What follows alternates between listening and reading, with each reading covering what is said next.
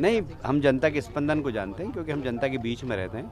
जनता किस बात से नाराज़ है, किस बात से खुश है, हमें लग रहा था कि हमारे विकास से जनता खुश है, इसलिए मैंने कहा कि हम जीतेंगे, बम्पर वोट से जीतेंगे। सर, कांग्रेस प्रत्याशी का कहना है कि पूरी सरकार लग गई थी जिताने में और उनकी तरफ से कोई नहीं है। नहीं, ऐसा नहीं है, उनका पैसा बहुत चल रहा था और आजकल पैसा ही भगवान है, तो वो समझ रहे थे कि इस भरोसे हम चुनाव जीत जाएंगे। देखिए, चुनाव जीतने के लिए जो चीज़ चाहिए वो कांग्रेस के पास है ही नहीं। दल के प्रति विश्वास वो नहीं है और इसलिए हमें गर्व है कि हम भारतीय जनता पार्टी कार्यकर्ता और भारतीय जनता पार्टी के नेता कार्यकर्ता के ऊपर जनता का विश्वास है। हम इंदौर की जनता के प्रति कृतज्ञ हैं और बहुत विनम्र भाव से जो हम पर विश्वास व्यक्त किया गया उस विश्वास के अनुरूप खरे उतरने का प्रयास करेंगे। जो एक विकास की श्रृंखला 2000 से इंदौर में प्रारंभ हुई है, वह श्रृंखला को बहुत तेज़ी से और आगे बढ़ाएंगे, क्योंकि हमारे लिए एक प्रसन्नता की बात है कि प्रदेश में भारतीय जनता पार्टी की सरकार है, केंद्र में भारतीय जनता पार्टी की सरकार है और नरेंद्र मोदी जी के आने के बाद अर्बनाइजेशन के प्रति उन्होंने फोकस और किया, काफ़ी बजट बढ़ाया। तो हमें उम्मीद है कि हम नई नई योजनाएं लाएंगे और वर्तमान में जो समस्याएं हमें थोड़ी छोटी मोटी जो सामने दिख रही उसको प्राथमिकता से हमारे मेयर साहब निपटाएंगे। कौन कौन से ऐसे काम है जो कहेंगे कि सबसे प्रायोरिटी से करें मेयर साहब? मैं 2 काम तो कहूँगा मेयर साहब से। एक तो सबसे पहले कि हमारे पास पर्याप्त पानी है और वह पानी अभी लोगों के घरों तक नहीं पहुँच रहा। जितनी इंदौर शहर की आवश्यकता है उतना पानी हमारे पास है, पर डिस्ट्रीब्यूशन सिस्टम ठीक नहीं होने के कारण वो अभी 55% लोगों के घरों तक पहुंचता है, 45% लोगों के घरों में नहीं पहुंच रहा है। हमें डिस्ट्रीब्यूशन सिस्टम को ठीक करना पड़ेगा, पहला। दूसरा, आने वाले पूरे दशक के लिए हमारे लिए ट्रैफिक एक बहुत बड़ा चैलेंज है, तो ट्रैफिक के विस्तार के लिए हम लोग काम करेंगे। तो अभी जो हमारे पास मेट्रो है उस मेट्रो का 2nd फेज़ हम जल्दी लाएंगे, क्योंकि इस मेट्रो से शहर की ट्रैफिक समस्या का बहुत बड़ा हल नहीं निकलेगा।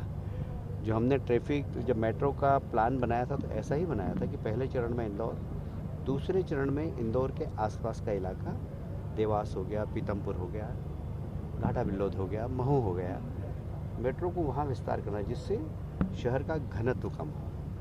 तो ये सब काम महापौर साहब से मैं निवेदन करूंगा कि इनको प्राथमिकता से लें।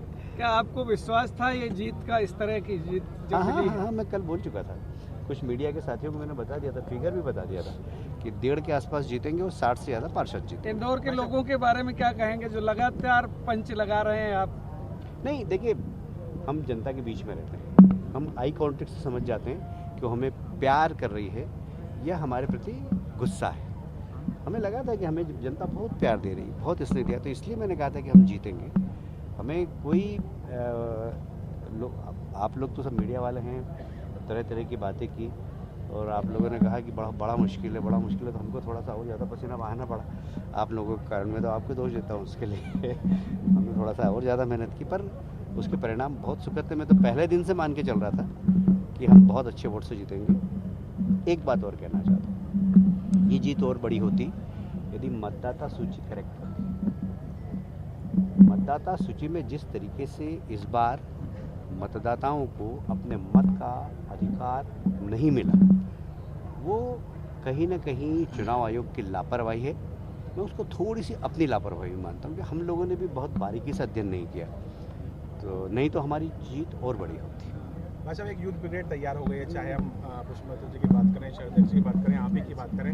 अब एक शहर के हर वक्त को तो फ़ायदा मिलना है, लेकिन यूथ जो है शहर का, शायद हम नेशनल इंटरनेशनल कंपनीज़ की बात कर लें, सुपर कॉरिडोर पर जितनी बड़ी कंपनी आ रही हैं, एक यूथ ब्रिगेड तैयार हो गया बीजेपी का और अब अच्छे फोकस के साथ में यूथ को भी आगे बढ़ाया जाए, उसको लेकर काम होगा। नहीं, मतलब आप मेरा अपमान कर रहे हैं ऐसा प्रश्न।